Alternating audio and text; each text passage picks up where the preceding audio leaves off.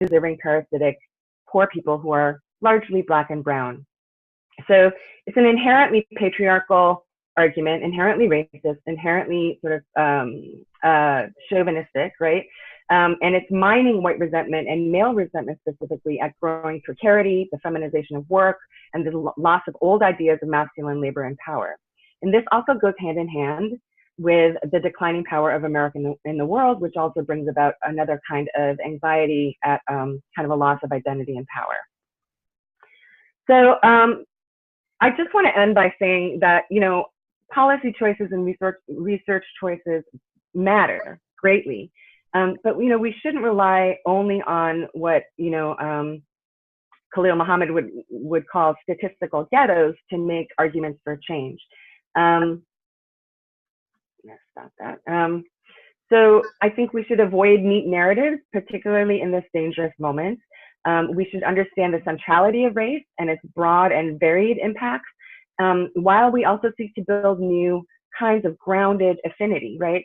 The poor, the disabled, those in debt, those who are displaced, et cetera, those who are sick, and fuel those new kinds of affinity with a renewed sense of power to make change together. And so there's a danger, I think, that we're all flagging here in this webinar of reinforcing the dominant racial narrative by continuing to make invisible the profound, if more statistically challenging, human impacts of a system that serves the few at the expense of the many. And I just want to end with a quote from Barbara Smith, who is a Black feminist, lesbian, and activist. She said in 1984, sort of at the beginning of this neoliberal crisis, we are in a huge mishmash created by mad people at the top, and we are constantly trying to rectify the situation. I see the process of rectification as what Black feminism is all about, making a place on this globe that is fit for human life. And so our job as change makers in this very dangerous moment, I think, is to make the human sacred again. And, you know, numbers and statistics alone won't be enough. As you said, Jeremie, we're all here to try to figure out how to supplement those statistics with something else. Because, you know, after all, our cousins are far more numerous than we've been led to believe, right? So I will end there. Hand it back to you. Thank you so much, Soya. That was a lot for folks probably to take in, and maybe not what you're expecting in a conversation about data disaggregation, but I think super important to really understand that this is not just you know, a piece of legislation that we're trying to push or some annoying thing that you know, government agencies continue to do, but there is this broader context. So thank you, Soya. Seema is going to talk about some of the efforts at National Capacity to really try to make our communities more visible, and sort of the current state of some of the API data policy efforts. So Seema? Thank you, and yes, thank you, Soya. I always love hearing you share the historical context of where we are today. So I'm going to share a little bit about capacity, and then some of the policy challenges we have been working on really since our inception. So National Capacity, as I explained in the beginning, we're a coalition of about 100 organizations across 21 states and the Pacific Islands. You know, our coalition primarily focuses on addressing the needs of what is now over 2 million Asian Americans and Pacific Islanders living in poverty in the U.S. That's probably an undercount, but that is the number we use. You know, and there's a reason we focus on those living in poverty, because it's really the only data we have available to us. So Asian Americans, here's a little bit of what we do know. You know, that it is the fastest growing racial group in the country, and is expected to double to over 47 million by 2060. This is an estimate from the White House Initiative on Asian Americans and Pacific Islanders in 2016, I believe. You know, and the over 2 million number is really coming from the federal poverty data. That number is from 2014.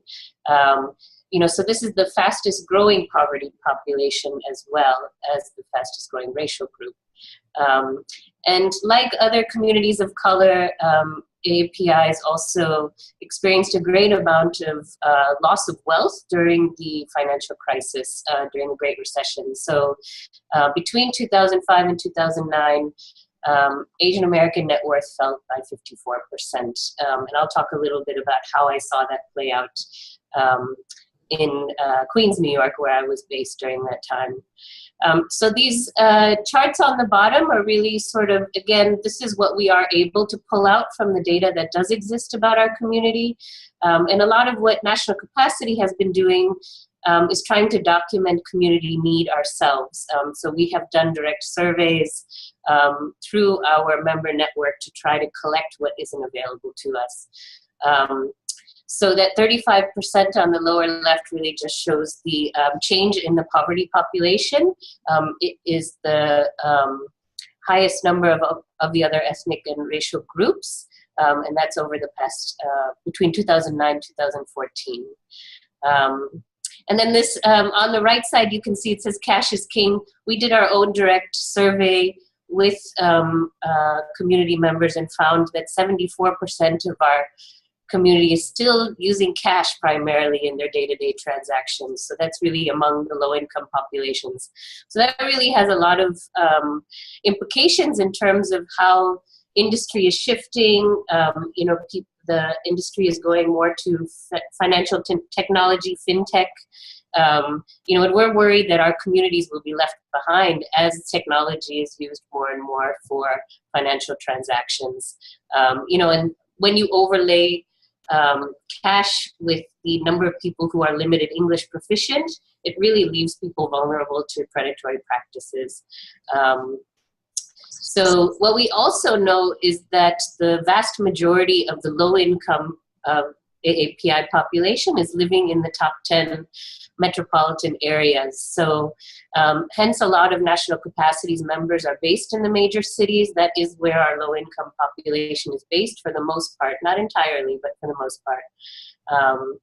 So because of that, our communities are living in the highest cost markets, housing markets, as well as commercial. And so, you know, and also alongside other communities of color. And so the issue of displacement of our residents as well as small businesses is really a top priority issue for our National Capacity for that reason.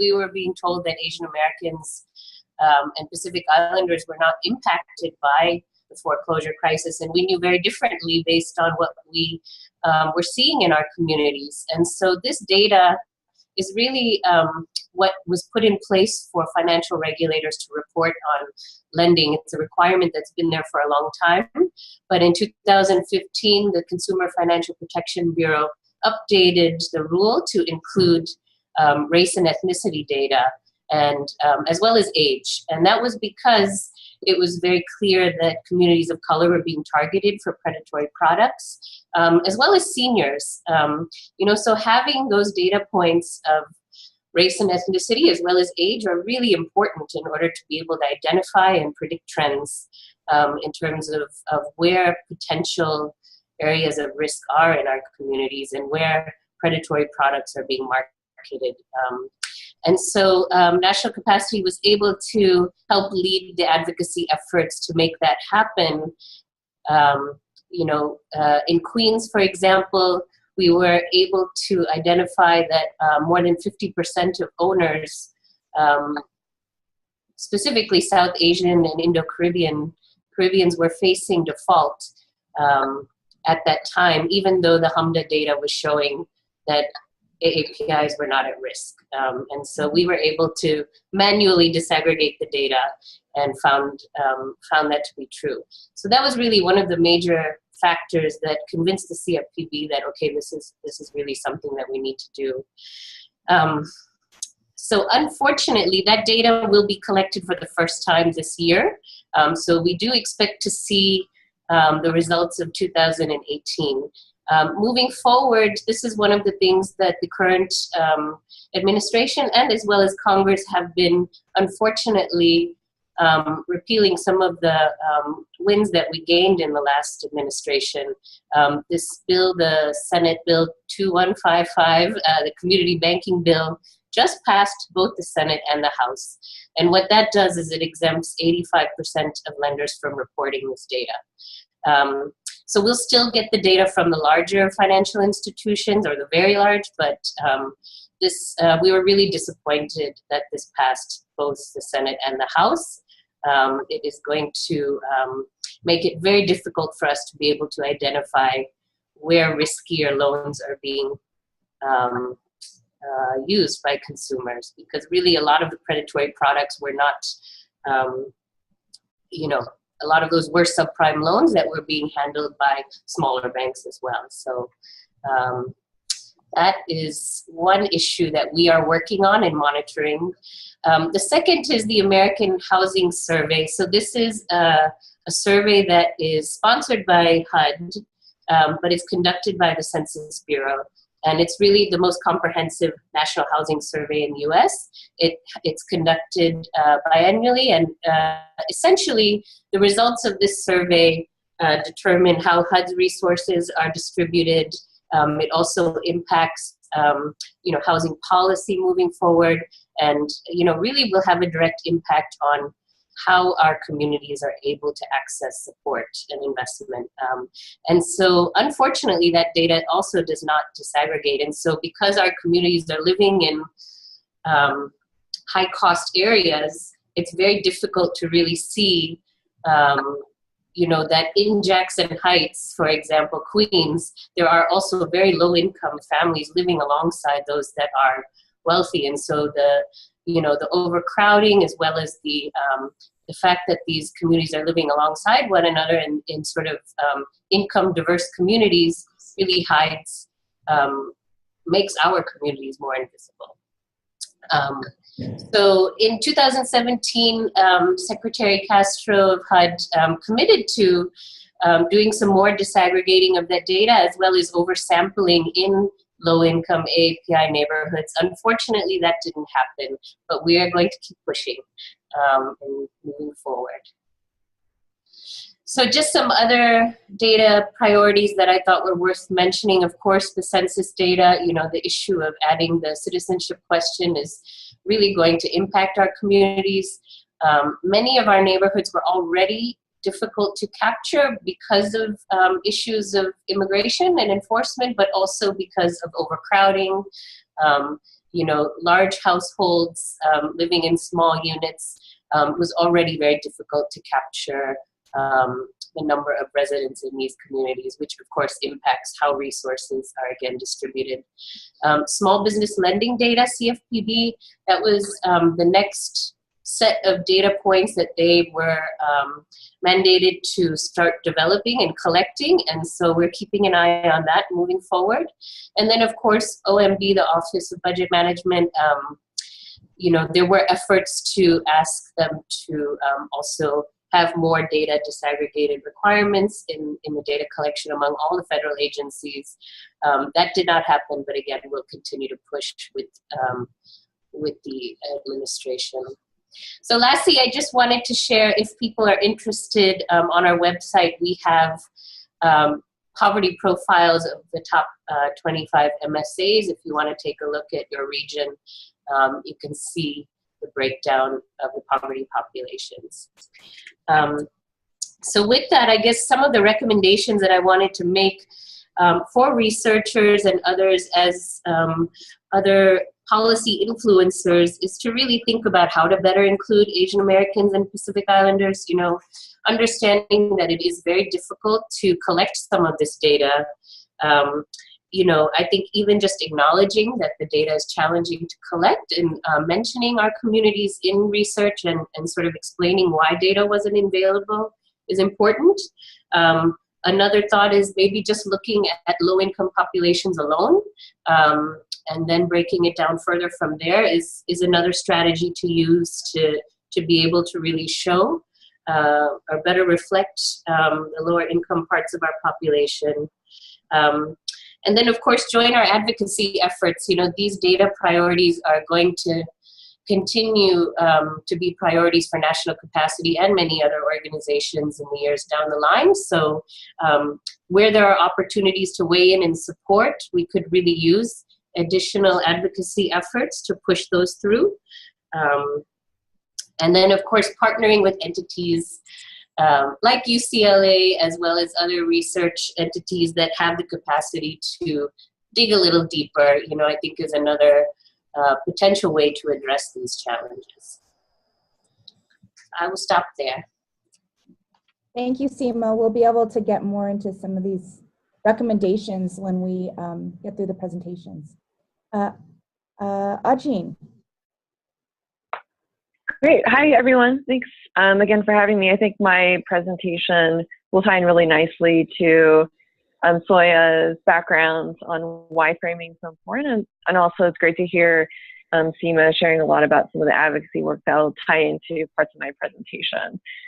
So my work generally examines residential segregation and impacts on racial disparities in homeownership, wealth, and community institutions. And I'm going to be running through some of the research that I've been involved with, along with the Asian American Studies Center at UCLA. And then, as Alicia noted, the slides will also be available to participants. So if I run through it also a little bit quickly, you'll also be able to access it offline after. So on the next slide, I just show some of the recent covers of the AAPI Nexus Journal.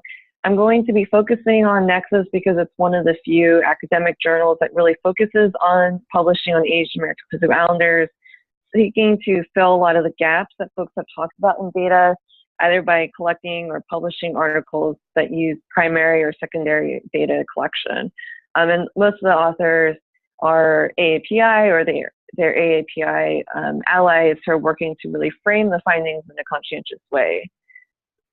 So on the next slide, actually, Melanie did a great article in a previous issue that was in conjunction with the White House Initiative on AAPIs. And this piece also summarizes, in addition to Seema's point, on other data sources that are available from the government, but have a lot of limitations in either examining citizenship or ethnic group differences. And this issue is available online and for free because of support with the White House Initiative. The next slide, this is the issue that I'll be focusing on. It's obviously relevant to our webinar today. So there's some key statistics I'd like to highlight from this issue. So Alicia actually did a great job putting together a few infographics that highlight some of the key findings. So this one here talks about homeownership. So homeownership is still the largest asset for most families of color, including Asian American Pacific Islanders.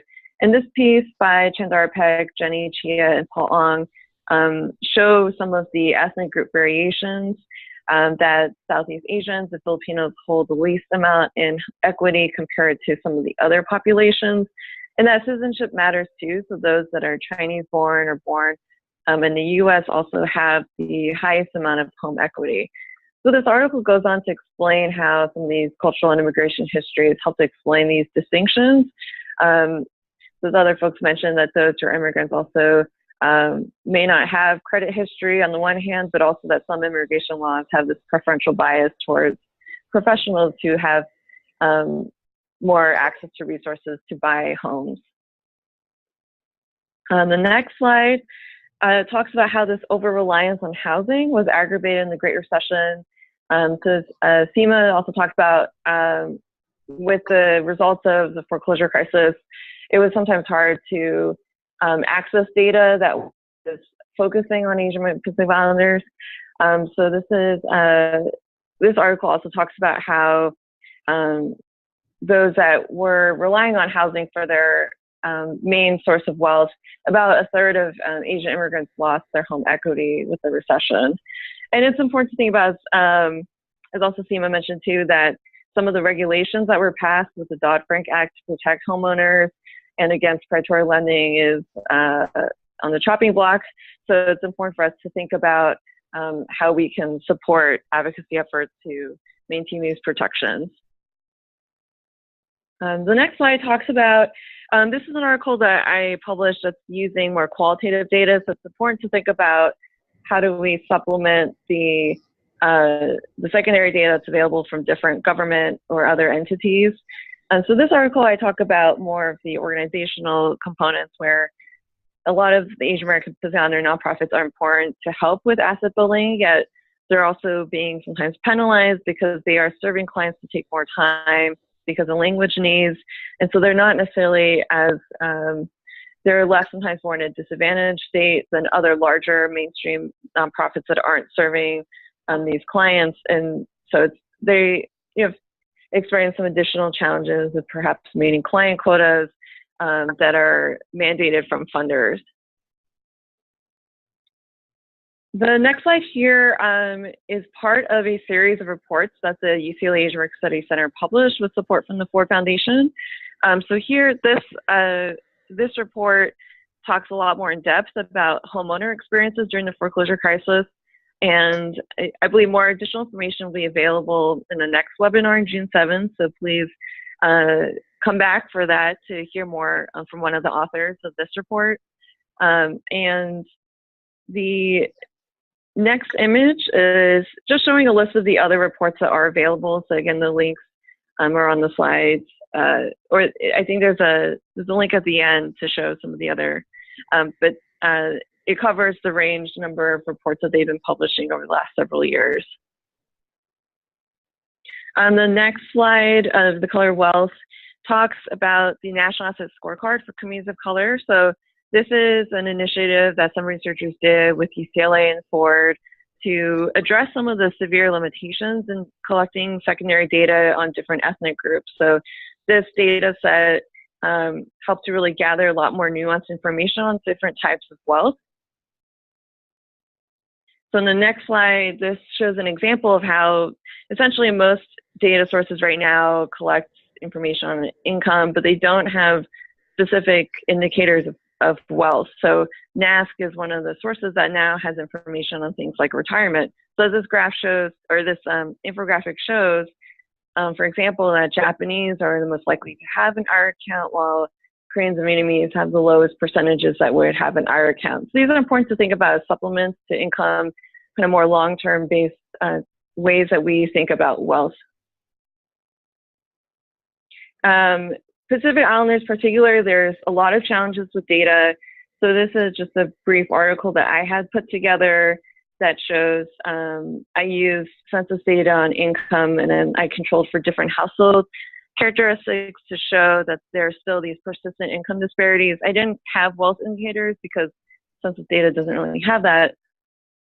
But what I was trying to show through this article was that there are some nuances that you can get when you include more qualitative data like oral history. So it's showing how we can inform better data collection efforts from these government agencies by learning more about how the way they talk about socioeconomic indicators may be different. So for example, I talk about how citizenship is thought about differently because there's different types of citizenship status among Pacific Islanders, and that household formation is different too. So ways we can think about being more nuanced in our questions in these larger national surveys. And this is just a quick slide that's also talking about efforts in California. It'd be great to hear other folks' sharing experiences or questions on some of these more advocacy efforts. Essentially, that to create more sustainable efforts to get more nuanced data, one venue would be to have more public agencies required to collect some of this data. So Seema already went over some of the housing data sources. In California, there's been efforts for health, education, to also have more groups that are available so that researchers and community groups can access that and really understand the needs. The U.S. Department of Ed also launched in 2016 a $1 million campaign to help with AAPI data disaggregation efforts. And the last slide here just shows some of the links, again, to purchase if you're interested in the Nexus. And then also, you can look through the early slides again if you're interested in some of the reports that are available for free. Look forward to your questions and discussions, and I'll end my presentation here. Thank you. Awesome, that was great. Thank you, Aujean.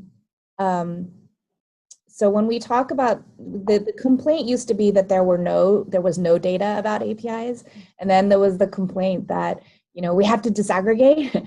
And so I think that today we wanted to just it wasn't really that either or. It's like we have actually a lot of data, really kind of thinking about when we have it, how do we present it, and how do we sort of forge stronger collaboration partnership with organizations like Prosperity Now. So I'll turn it over to Jeremie, and Jeremie has been, I've known him even before Prosperity Now, and Prosperity Now actually, well, Jeremie, you can talk about that. You guys have gone through a name change, it used to be CFED. It's a challenge. I think that a lot of organizations, advocacy groups who worked with national capacity, continue to work with national capacity, have wanted to do the right thing, but there have been challenges. So it'd be great to just hear, from Jeremie. Thanks for joining us. What some of the challenges have been, and maybe some ideas on how we work together in the future. Yeah, so we're really driving forward an agenda on closing the racial wealth divide, and the way that we enter into these conversations always is we want to stand behind strong data and create a good frame that drives home a story about that data. So we did that over the last 3 years with two major reports, one called The Ever-Growing Gap and one called A Road to Zero. And in those two reports, it really paints a really stark picture about wealth inequality for Blacks and Latino families. The data was robust, the data is there, and when you read it, you can't refute that there's a problem that the country must address. And as Sonia talked about, there's a historical context that you can connect to that shapes that story. What stopped us in our tracks was we went in there like, we're going to do this about all households of color. We're going to do this type of report, and we're going to include all households of color, API, Native, all of it. And what we found was we can't use the data in this way to tell that story that we know exists. Because the data that was there, as we talked about, is for that, one would say, well, Asians are doing fine. And we didn't want to get into a conversation about a report and have to answer to a reporter, well, Asians are doing fine. Why can't Blacks be like Asians? Because that's not the conversation to have. So what we ended up doing was, instead of reporting out the data, we created some context within the report saying, well, we're not reporting out these data about API because we don't feel like it tells the full story and the full picture, and here's why. And then we cited Melanie and UCLA, and Derek and Sandy. We cited the CAP report that talks about inequality within the API community, where there's greater wealth inequality within the API than you even see in white households, where there's very wealthy and very poor. So we had to address it in that way. The other thing that we struggle with is we have an annual scorecard that we put out every year. We put out this annual scorecard. It's got robust data about wealth inequality in the country. We disaggregated by race. We have Black, Latino, and we have Asian. And we use the SIP. It's called the Survey for Income and Program Participation, which is the most robust survey about wealth that the federal government has, the big public data source. And the struggle we have there, and the number is really twofold in reporting out the data. One, they asked basically the racial groups that they account for are white, Black, Indian or Alaskan Native, Asian, Native Hawaiian, or Pacific Islander are the categories. It doesn't disaggregate beyond that. It doesn't ask the question beyond that. And we know that, you have to break it down more. The second problem is, even for some of those groups that we have, there's basically 40,000 households in the SIP that are surveyed to get that report. even at that level, you can't disaggregate to make generalizations about a lot of the populations that are in that report, in that survey. And in a lot of places, you can't make generalized statements about API. So I say all that because what I think that we have to do is there has to be twofold. One, we have to fill the gap, right? The government, we can't expect to do anything, so we have to fill the gap with something. And I think this should be a call to philanthropy. Philanthropy should come to the table and really try to fund the researchers that are in this space. And the Ford Foundation did this. This is how we got the scorecard on households of color that Derek, Sandy, and Melanie have been connected to, so that we can have real robust research and data that allows us to tell the story in a full way about all the communities of color that we serve. But as we do that, we still have to advocate to get the public data that is going to allow us to do this over the long term. Those philanthropy, those are very expensive studies, and philanthropy is only going to be able to do so much of that. And it should be the responsibility of our government to provide that data for people. Now, the political debate around the data isn't just about the data. It is also about the policies that underlie the data. Seema talked about the Home Mortgage Disclosure Act. There's political reasons and policy reasons on why they make these changes. You can't enforce fair housing if you don't have the data to enforce fair housing. You can't enforce employment discrimination if you don't have the data to enforce employment discrimination. So we can't step away from the need to advocate for disaggregated questioning and surveys, as well as robust data that oversamples communities so that we can get a full picture of those communities. We still have to do that advocacy, because if we don't, we're going to lose the policy debates that a lot of that data supports. So I'm going to stop there because I know that we want to get to some questions. Thank you, Jeremie. That was a great, wide-ranging conversation, I think, on all of the different pieces of the data policy and AAPIs. And so we do have this one question from the audience about specific programs or policies that are attempting to close the gap for wealth inequality for AAPIs and for communities of color. So maybe Seema and Jeremie, you both could talk about that.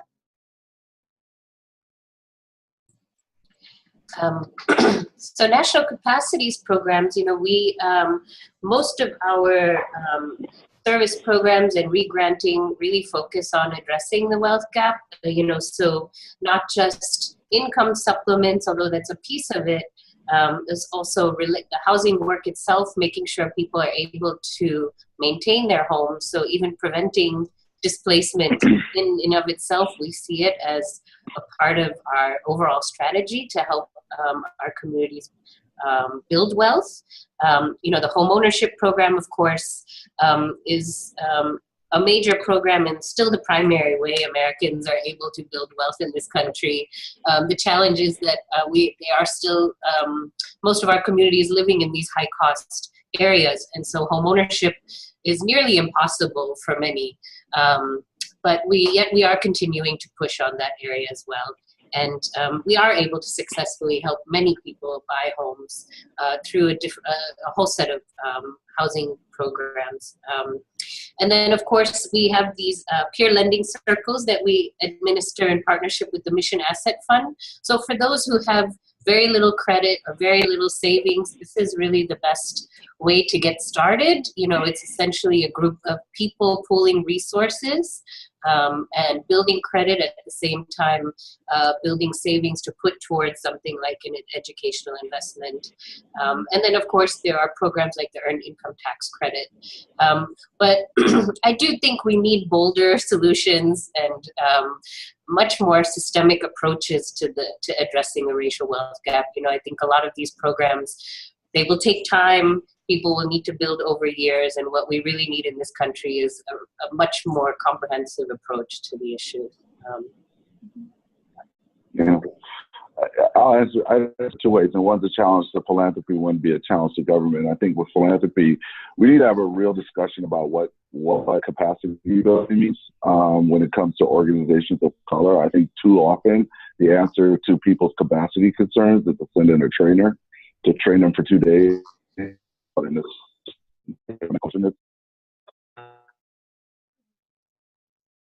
real challenges.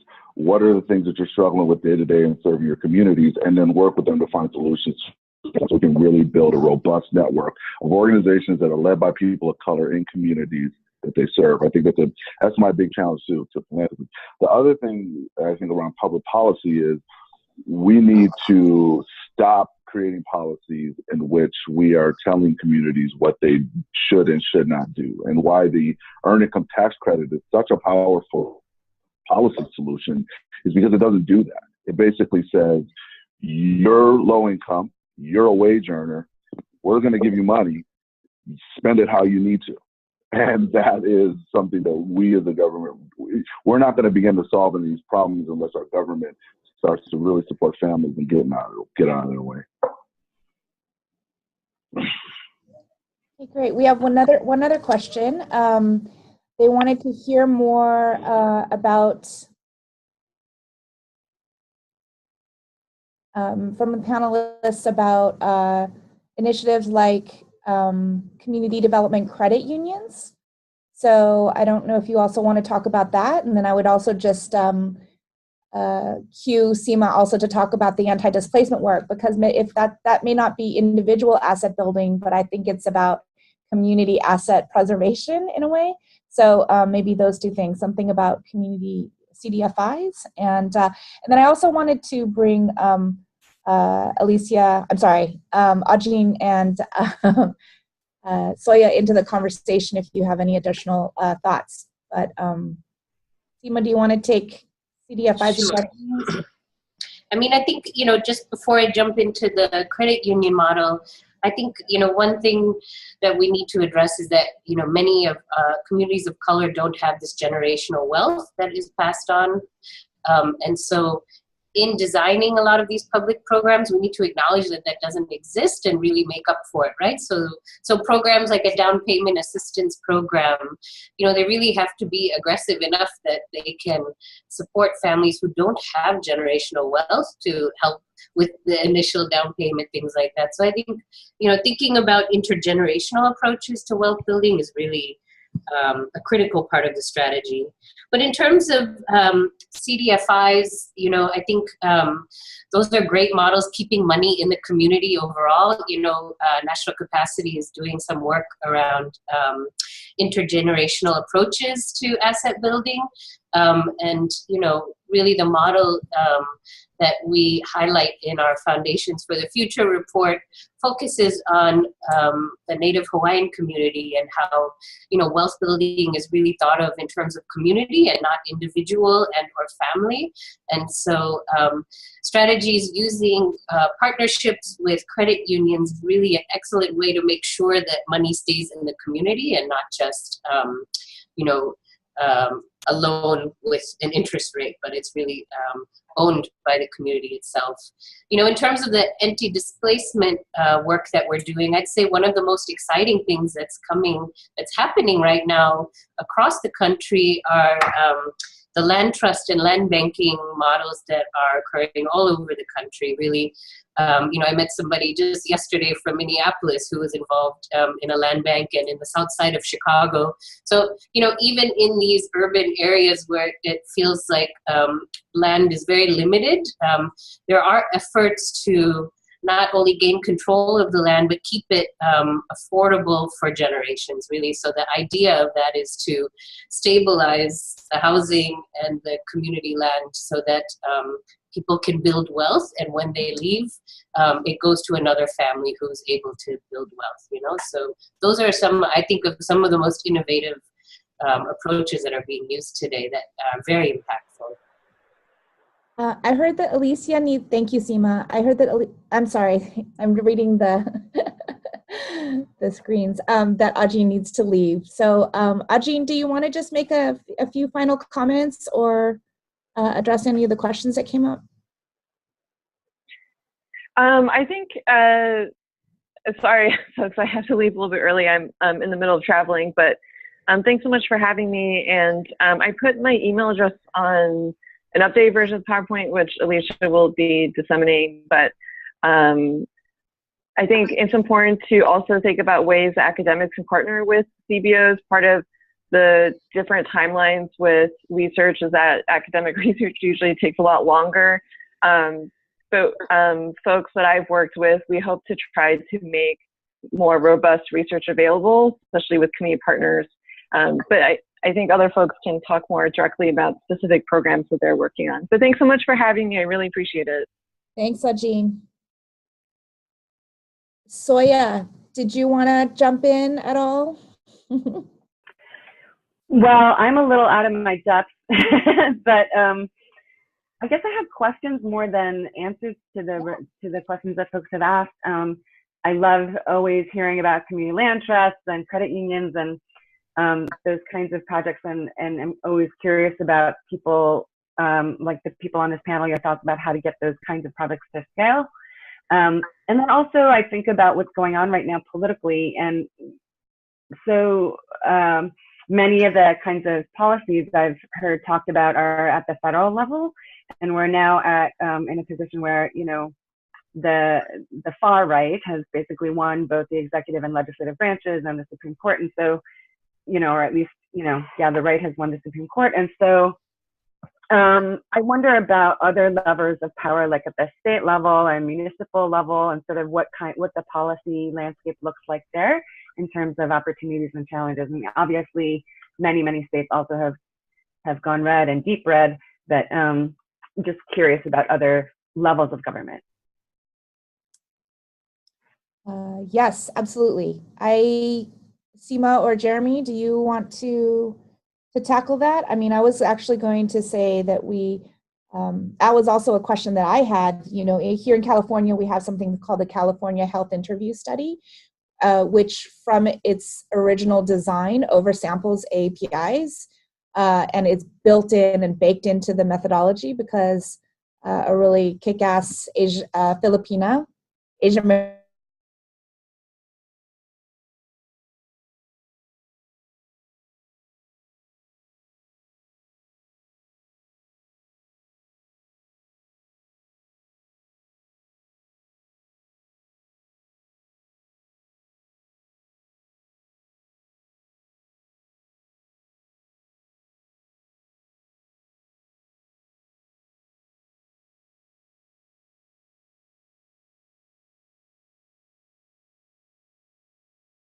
when they do those kind of across the state studies, they go into down to the census tract level of data collection. So those can be very powerful, and you know, states are an entity that has the money to pay for a study like that. So to the extent that, you know, the census isn't going to change, the Federal Reserve Board isn't going to change, you can do a lot at the state level to learn a lot, and use it to push the state to institute policies that are going to really target communities. So I definitely agree that pushing at the state level is an avenue that everyone should pursue.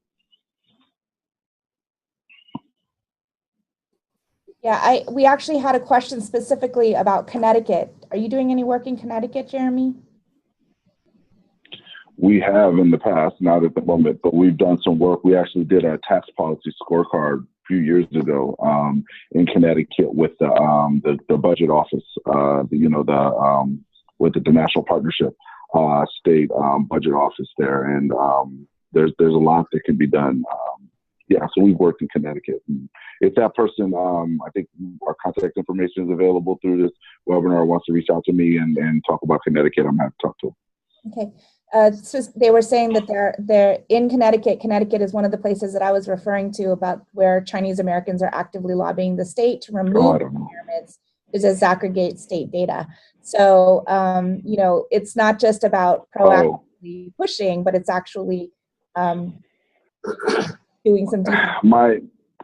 My it's just, I think, Lisa, you said this in the beginning, this is wedge politics. It's a way to try to drive divisions within communities of color, because, you know, what they're really afraid of is the policies that can come out of the data if it's collected. So if we don't collect the data, if we don't collect data on housing, we don't have to have a conversation about fair housing. So again, I just believe it's wedge, and one of the best ways to address it is to maybe just call it what it is. Yeah, I mean, that's, I think, one of the things that I hope is that we can have eyes and ears that are not API folks, but also API folks, you know, when we are you know, seeing things like that pop up. I think it is the elite in our community, right? So the folks who want and benefit from this model minority, right? The fact that all Asians are wealthy. If they're a business person, then, you know, maybe they'll have more opportunities. And so they have a self-interest in promoting that narrative, right?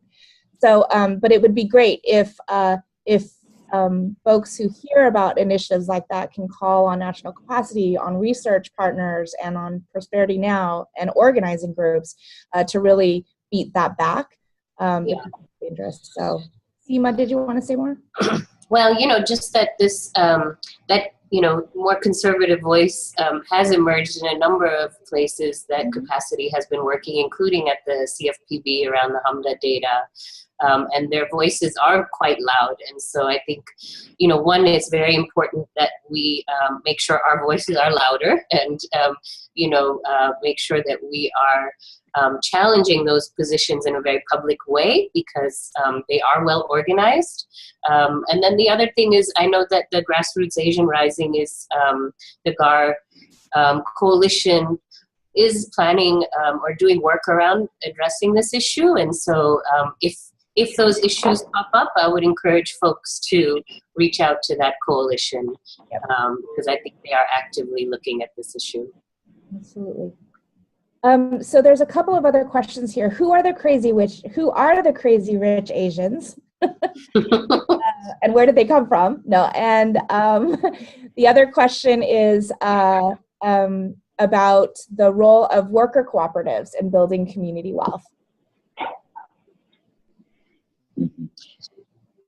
Well, the worker cooperatives, I will say, are, you know, again, what a really great strategy. I think, you know, co-ops, cooperative worker models, you know, cooperative homeownership, really, it gives the power back to community in terms of ownership, and are really, if we could, the challenge has been bringing those models to scale. I think there have been a few really successful models. You know, Rock is Restaurant Opportunity Center is one, I think, was one of the first ones to really go to scale, and is very successful. But I think that has been the challenge of really moving the worker cooperative model, is that it's challenging to take it to scale. So it really requires a lot of local investment and communities to really do a lot of work in building it out. But it is, in many ways, I think, the answer to really shifting wealth back to communities. Yeah. In terms of who the crazy rich Asians are, you know, I know some of them. I'm just kidding.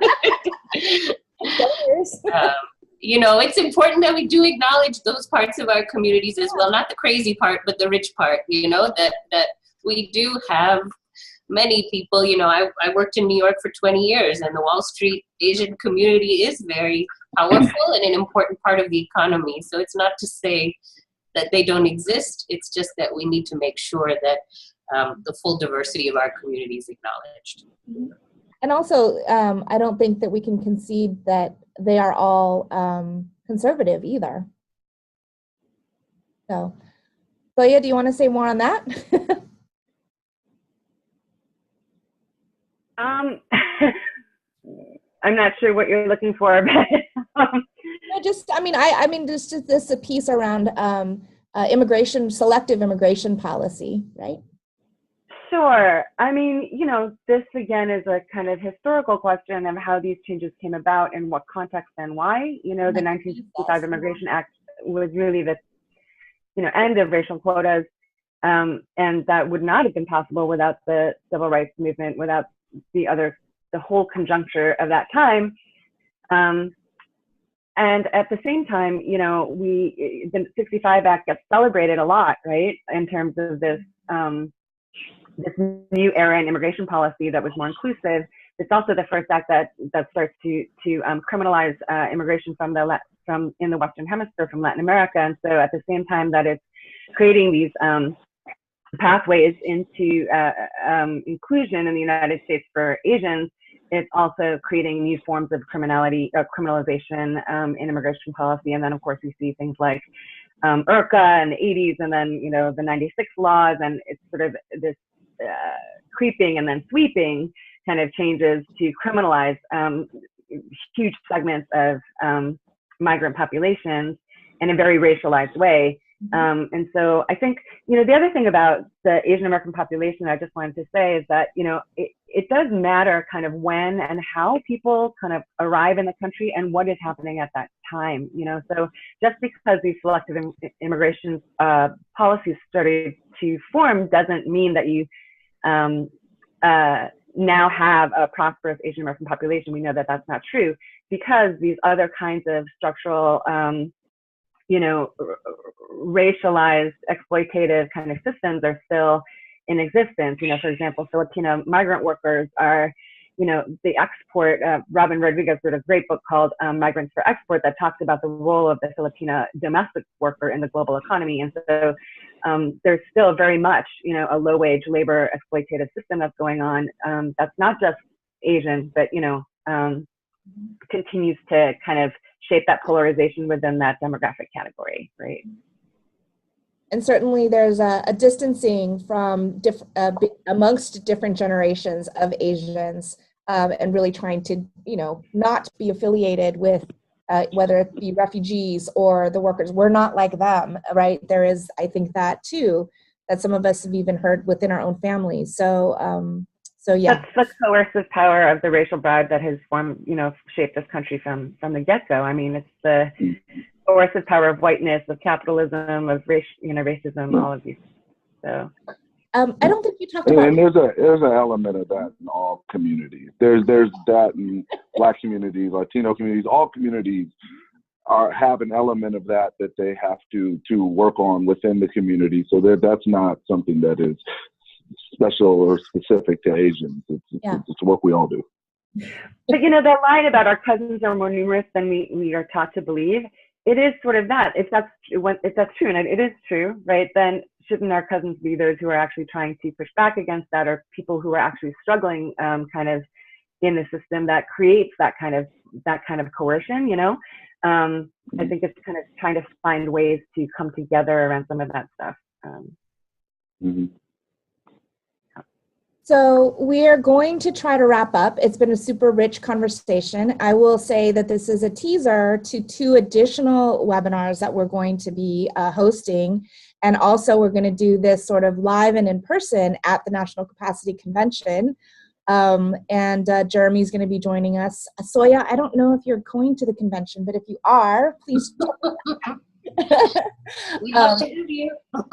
Going to be in Atlanta this year, so it is a series that we're trying to, you know, to dig into. So, you know, there's not an easy answer. I think that there are many actions that we had that have come up throughout this webinar, and that you know, I certainly have been taking notes, and we can certainly share that with the participants, and maybe do a slide in the PowerPoints that we attached to this recording.